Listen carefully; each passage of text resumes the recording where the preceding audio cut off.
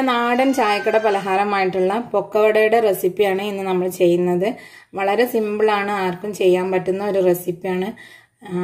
നമുക്ക് ഈവനിങ്ങിലൊക്കെ കർമുട കഴിക്കാൻ പറ്റുന്ന കുട്ടികൾക്കൊക്കെ ഇഷ്ടമുള്ള ഒരു റെസിപ്പിയാണ്.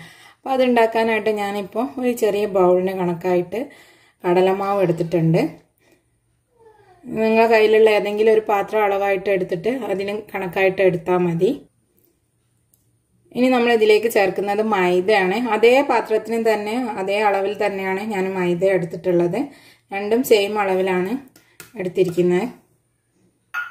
ഇനി ഇതിലേക്ക് വേണ്ടത് ഒരു സവാള ഞാൻ എടുത്തിട്ടുണ്ട്. ഒരു മീഡിയം സൈസിലുള്ള സവാളയാണ്. അതൊന്ന് ചെറുതായിട്ടൊന്ന് കൊത്തി അരിഞ്ഞെടുത്തിട്ടുണ്ട്. അത് നമുക്കിതിലേക്ക് ചേർത്ത് കൊടുക്കാം. പിന്നെ ഞാൻ 2 ചെറിയ പച്ചമുളക് വട്ടത്തിൽ അരിഞ്ഞ് ചേർത്തിട്ടുണ്ട്. പിന്നെ കുറച്ച് കറിവേപ്പിലയുടെ അളവ് ഇത് കൂടുതലിട്ട് കഴിഞ്ഞാൽ നല്ല ടേസ്റ്റാണ് കഴിക്കാനായിട്ട്. അപ്പം കൂടുതലും ഒരു 2-3 തണ്ടൊക്കെ ഇട്ട് കഴിഞ്ഞാൽ നല്ല ടേസ്റ്റ് ഉണ്ടാവും. അപ്പോൾ അത് ഞാനൊന്ന് വലിയ ഇല ആയതുകൊണ്ടൊന്ന് ചെറുതായിട്ടൊന്ന് അരിഞ്ഞിട്ടാണ് ചേർത്തിട്ടുള്ളത്. അരിഞ്ഞില്ലേലും കുഴപ്പമൊന്നുമില്ല. പിന്നെ നമ്മളിതിലേക്ക് ഒരു ചെറിയ പീസ് ഇഞ്ചി ചെറുതായിട്ടൊന്ന് ചതച്ചത് ചേർക്കുന്നുണ്ട്. ഇനി ഇതിലേക്ക് നമ്മൾ കുറച്ച് മുളക് പൊടി ചേർത്ത് കൊടുക്കുന്നുണ്ട്. ഒരു എരിവിന് വേണ്ടിയിട്ടാണ്, ചെറിയൊരു എരിവിന്. അപ്പോൾ ഞാൻ ഒരു അര സ്പൂണോളം ചേർത്തിട്ടുണ്ട്. നമ്മൾ സാധാരണ ഒരു സ്പൂണിന് ഒരു അര സ്പൂണോളം ചേർത്തിട്ടുണ്ട്.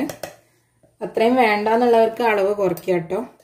പിന്നെ ഒരു 1/4 സ്പൂണോളം മഞ്ഞൾപ്പൊടിയും കൂടെ ചേർത്തിട്ടുണ്ട്. അതുപോലെ തന്നെ ഇതിലേക്ക് നമുക്ക് ആവശ്യത്തിനുള്ള ഉപ്പും കൂടെ ചേർത്ത് കൊടുക്കാം.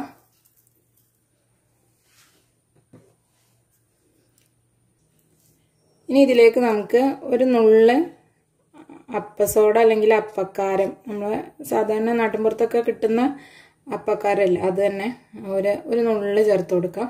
കുറച്ച് മതി, കൂടുതൽ വേണ്ട.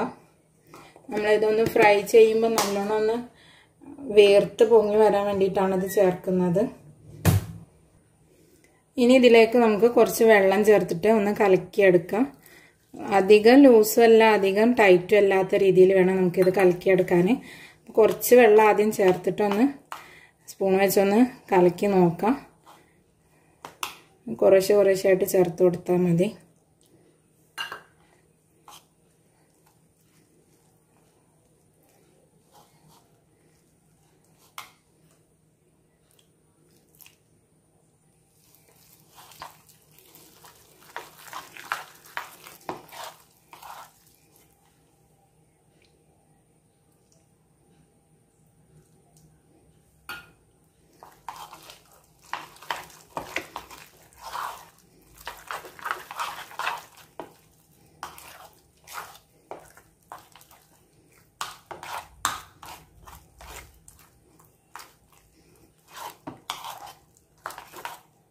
കുറച്ചുകൂടെ ഒന്ന് ലൂസാക്കി കൊടുക്കാം. അല്പം കൂടെ വെള്ളം ചേർത്തിട്ട്, ഞാനിപ്പോൾ നമ്മൾ മാവ് എടുത്തിട്ടുള്ള അതേ ബൗളിൽ തന്നെയാണ് വെള്ളം എടുത്തിട്ടുണ്ടായിരുന്നത്. അപ്പോൾ അതിന് ഒരു ബൗള് നമ്മൾ മുഴുവനായിട്ടും ചേർത്ത് ബാക്കി കുറച്ചുകൂടെ നമ്മൾ ഇതിനകത്തേക്ക് വീണ്ടും ചേർത്തതാണിപ്പോൾ.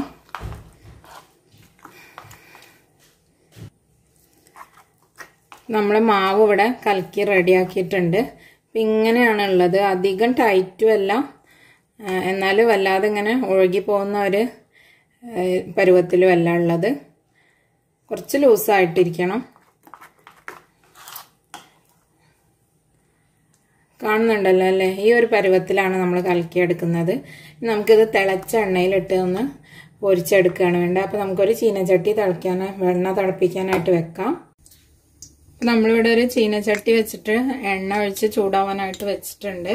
അപ്പോൾ ചീനച്ചട്ടി തന്നെ വേണമെന്നൊന്നുമില്ല, നിങ്ങളുടെ കയ്യിലുള്ള ഒരു പാത്രം വെച്ചാൽ മതി. നിങ്ങൾ സാധാരണ ഫ്രൈ ചെയ്യാൻ എടുക്കുന്ന ഏതെങ്കിലും ഒരു പാത്രം യൂസ് ചെയ്യാം. എന്നിട്ട് അതിനകത്തേക്ക് നല്ലോണം എണ്ണ, നിങ്ങൾ വെളിച്ചെണ്ണയാണ് ഉപയോഗിക്കുന്നതെങ്കിൽ വെളിച്ചെണ്ണ എടുക്കുക. അതല്ലെങ്കിൽ നിങ്ങൾ ഫ്രൈ ചെയ്യാൻ എടുക്കുന്ന ഓയിൽ ഏതാണോ അത് ഒഴിച്ചു കൊടുക്കുക. അത്യാവശ്യം കുറച്ച് എണ്ണ ഒഴിച്ചു കൊടുക്കണം. ഇത് നന്നായി ഒന്ന് മുങ്ങി പൊരിഞ്ഞു വന്നാലേ നല്ല സോഫ്റ്റായിട്ട് നല്ല വീർത്തൊക്കെ കിട്ടുകയുള്ളൂ. എണ്ണ ഇപ്പം നന്നായിട്ട് ചൂടായിട്ട് വന്നിട്ടുണ്ട്. നല്ലോണം ചൂടായി കഴിഞ്ഞാൽ അതിൻ്റെ തീയൊന്ന് കുറച്ചിട്ട് ഒന്ന് മീഡിയം തീയിലാക്കി വെക്കുക. എന്നിട്ട് അതിലേക്ക് നമ്മൾ ഉണ്ടാക്കി വെച്ചിട്ടുള്ള മാവ് ദാ സ്പൂൺ കൊണ്ട് ഇതുപോലെ ഇങ്ങനെ കുറച്ച് കുറച്ച് ഇട്ടുകൊണ്ടിരിക്കുക.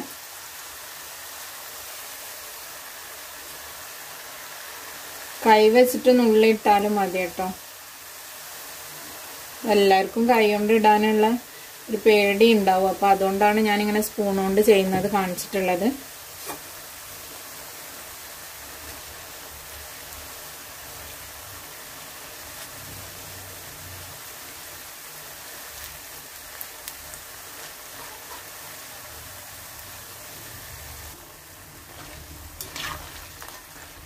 പ്രത്യേകിച്ച് അങ്ങനെ ഷേപ്പും കാര്യങ്ങളൊന്നും ഇല്ലാത്ത പലഹാരമാണ്. നിങ്ങളെല്ലാവരും കണ്ടിട്ടും കഴിച്ചിട്ടും ഒക്കെ ഉണ്ടാവുമല്ലോ പൊക്കവട. അപ്പോൾ നമ്മൾ കൈ കൊണ്ട് നുള്ളിയിട്ടാലും സ്പൂൺ കൊണ്ട് വാരിയിട്ടാലും ഒക്കെ പ്രശ്നമൊന്നുമില്ല. ഇതിങ്ങനെ ഇതിനകത്ത് കിടന്ന് കരിഞ്ഞു പോവാതെ ശ്രദ്ധിക്കണം. നന്നായി ഒന്ന് ഗോൾഡൻ കളറായി വന്നു കഴിഞ്ഞാൽ നമുക്കിത് എണ്ണയിൽ നിന്ന് കോരിയെടുക്കാം.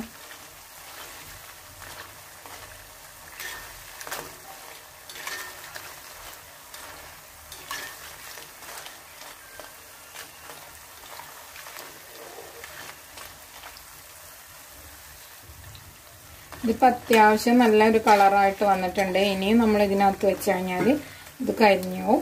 അപ്പോൾ നമുക്ക് ഇതിങ്ങനെ എണ്ണയിൽ നിന്ന് കോരിയെടുക്കാം. പിന്നെ നമ്മളിതിൽ കളറൊന്നും വേറെ ചേർത്തിട്ടില്ല, മഞ്ഞൾപ്പൊടി മാത്രമേ ചേർത്തിട്ടുള്ളൂ. അപ്പോൾ ഒരു യെല്ലോയിഷ് കളറാണ് കിട്ടുക. നമ്മൾ തട്ടുകടയിൽ നിന്നൊക്കെ വാങ്ങിക്കുമ്പോൾ അവർ കുറച്ച് ഫുഡ് കളറൊക്കെ ചേർത്തിട്ടാണ് ഉണ്ടാക്കുന്നത്.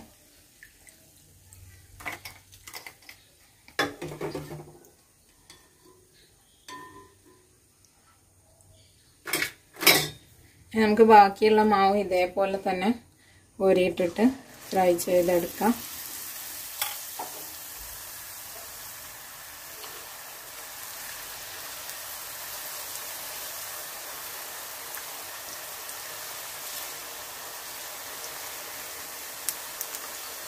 നമ്മളിങ്ങനെ മാവ് ഒഴിച്ചു കൊടുത്ത് കഴിയുമ്പോൾ അതിങ്ങനെ താഴെ പോയിട്ട് മുകളിലേക്ക് പൊങ്ങി വരണം. അത് നന്നായിട്ട് എണ്ണ ചൂടായിട്ടുണ്ടെങ്കിൽ അങ്ങനെ പൊങ്ങി വരികയുള്ളൂ. അപ്പം അതൊന്ന് ശ്രദ്ധിക്കുക. പിന്നെ നമ്മൾ മാവ് ഉണ്ടാക്കുന്ന സമയത്തും ഒന്ന് ശ്രദ്ധിച്ചു കഴിഞ്ഞാൽ നല്ല ടേസ്റ്റി ആയിട്ടുള്ള പക്കോട നമുക്ക് വീട്ടിൽ തന്നെ ഉണ്ടാക്കാം. പിന്നെ നമ്മൾ ചെയ്യുമ്പോൾ ഒരിക്കലും ഫ്രൈ ചെയ്ത എണ്ണയിൽ വീണ്ടും വീണ്ടും ഫ്രൈ ചെയ്യലല്ലോ ചെയ്യുന്നത്. അപ്പം എന്തായാലും നമ്മൾ ഉണ്ടാക്കുന്നത് തന്നെയല്ലേ ഹെൽത്തി ആയിട്ടുണ്ടാവുക. കുട്ടികൾക്കൊക്കെ ഉണ്ടാക്കി കൊടുക്കാനായിട്ട് നല്ല ടേസ്റ്റുള്ള ഒരു പലഹാരമല്ലേ. എല്ലാവരും ഒന്ന് ട്രൈ ചെയ്ത് നോക്കുക. നിങ്ങളുടെ അഭിപ്രായങ്ങളൊക്കെ അറിയിക്കുക. വീഡിയോ ഇഷ്ടമായെങ്കിൽ നിങ്ങളുടെ ഫ്രണ്ട്സിനും ഫാമിലിക്കും ഒക്കെ ഷെയർ ചെയ്ത് കൊടുക്കുക. നമ്മുടെ നല്ല ക്രിസ്പി ആയിട്ടുള്ള തട്ടുകട സ്റ്റൈലിലുള്ള പൊക്കവട ഞാനിവിടെ മുഴുവനായിട്ടും പൊരിച്ചെടുത്തു. ഇപ്പം നമ്മളിതിൽ ചേർത്തിട്ടുള്ള അപ്പക്കാരം ഒരു ഓപ്ഷണലാണ്. നമ്മൾ ഇതിങ്ങനെ ഫ്രൈ ചെയ്തെടുക്കുമ്പോൾ നല്ല ക്രിസ്പ് ആവാനും അതുപോലെ ഇങ്ങനെ വീർത്ത് വരാനും വേണ്ടിയിട്ടാണ് നമ്മൾ ചേർക്കുന്നത്. അത് ഇഷ്ടമല്ലാത്തവർക്ക് അത് സ്കിപ്പ് ചെയ്യാം. ചേർത്ത് കഴിഞ്ഞാൽ ഇതുപോലെ നല്ല ക്രിസ്പി ആയിട്ട് വീർത്ത് പൊങ്ങിയിട്ടുള്ള പക്കോട നമുക്ക് ഉണ്ടാക്കിയെടുക്കാം. അതുപോലെ തന്നെ നമ്മൾ ഇതിൽ ചേർത്തിട്ടുള്ള മുളക് പൊടിയുടെ അളവ് അത് കൂട്ടേണ്ടവർക്ക് കൂട്ടാൻ, കുറയ്ക്കേണ്ടവർക്ക് കുറയ്ക്കാം. ഞാനിപ്പോൾ കുട്ടികളൊക്കെ ഉള്ളതുകൊണ്ട് അധികം എരിവുള്ളതൊന്നും ഇവിടെ അത്രയ്ക്ക് പറ്റൂല. ചെറിയ മോനക്കൊന്നും മുളകൊന്നും അത്ര ഇഷ്ടമല്ല. അതുകൊണ്ട് കുറച്ചാണ് ചേർത്തിട്ടുള്ളത്. അപ്പം നിങ്ങൾക്ക് വേണമെങ്കിൽ കുറച്ച് കൂട്ടി ചേർക്കാം. നമ്മുടെ പൊക്കവട മുഴുവനായിട്ട് ഞാനിവിടെ ഫ്രൈ ചെയ്തെടുത്തിട്ടുണ്ട്. നല്ല ക്രിസ്പി ആയിട്ടുള്ള ചൂടോടെ കഴിക്കുമ്പോഴേ ക്രിസ്പി ഉള്ളൂ. പിന്നെ കുറച്ച് കഴിഞ്ഞാൽ ക്രിസ്പൊക്കെ മാറും. ചൂടോടെ നമുക്ക് തണുപ്പത്ത് മഴയൊക്കെ അല്ലേ കഴിക്കാൻ പറ്റിയിട്ടുള്ള നല്ല ടേസ്റ്റി ആയിട്ടുള്ള നാടൻ പലഹാരമാണ്. കുട്ടികൾക്കൊക്കെ ഇഷ്ടപ്പെടും. വൈകുന്നേരത്തെ ചായക്ക് ഒക്കെ കഴിക്കാൻ നല്ല ചൂടുള്ള ചായയുടെ കൂടെ കഴിക്കാൻ പറ്റിയിട്ടുള്ള നല്ലൊരു ടേസ്റ്റുള്ള നാടൻ പലഹാരം. എല്ലാവരും ഒന്ന് ട്രൈ ചെയ്ത് നോക്കുക. ഈ ഒരു റെസിപ്പി ഇഷ്ടമായെങ്കിൽ ഷെയർ ആൻഡ് ലൈക്ക് ചെയ്യാൻ മറക്കരുത്. പിന്നെ നിങ്ങളുടെ ഫ്രണ്ട്സിനൊക്കെ ഞാൻ നേരത്തെ പറഞ്ഞതുപോലെ ഫ്രണ്ട്സിനും ഫാമിലിക്കും ഒക്കെ ഷെയർ ചെയ്ത് കൊടുക്കുക വീഡിയോ ഇഷ്ടമായെങ്കിൽ. പിന്നെ എൻ്റെ ചാനൽ ഇതുവരെ സബ്സ്ക്രൈബ് ചെയ്യാത്ത ആൾക്കാരാണെന്നുണ്ടെങ്കിൽ ഒന്ന് സബ്സ്ക്രൈബ് ചെയ്യണം കേട്ടോ. അപ്പോൾ മറ്റൊരു നല്ല വീഡിയോ ആയിട്ട് മറ്റൊരു എപ്പിസോഡിൽ വീണ്ടും കാണാം. Thank you for watching.